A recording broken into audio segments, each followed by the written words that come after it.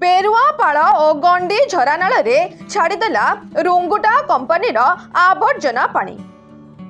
बेरुआपाड़ गंडीझरा नाल छाड़ी दि जाइछि रुंगुटा कंपनीर आवर्जना पानी। पानीर रंग कला पड़ जाइथिबा बेले दुर्गंधरे नाक फाटी पड़ुछि। पानी रे गाधुआ पाधुआ करबा दूरर कथा पाख माड़ी हेउनी।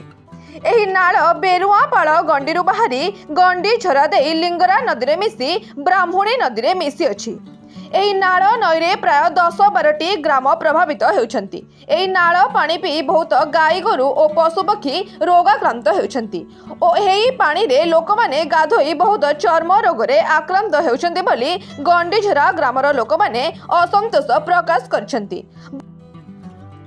वर्षार सुजोग नहीं रुंगुटा कारखानार वर्ज्य जल को नाल छाड़ी दि जाइथिबा अभियोग हेउछि। जिला प्रशासन ए दिगरे दृष्टि देई पदक्षेप नेबाकू दाबी करछन्ति।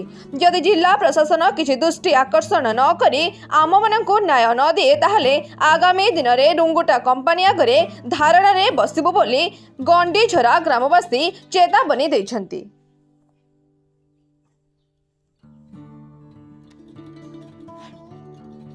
ढेंकानालरू शुभम पाणी को रिपोर्ट RM News 8।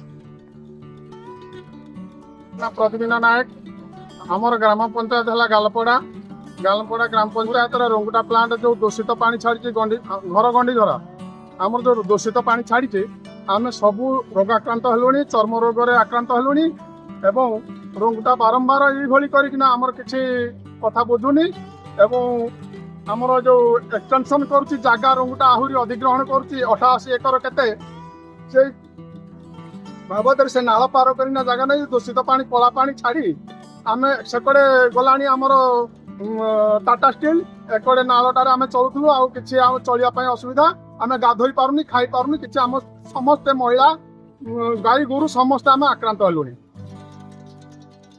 आम मैंने भी एवं विभिन्न प्रकार रोगाक्रांत आम सब प्रकार पानी गाधोले देह मुंड चर्म रोग फली जाऊँगी और गाई गोरु सब खाईकिना मृत्युवरण कले गाई गोरु मैंने यही पानी सब दूषित पानी छाड़िकिना आम असुविधार सम्मुखीन होचु।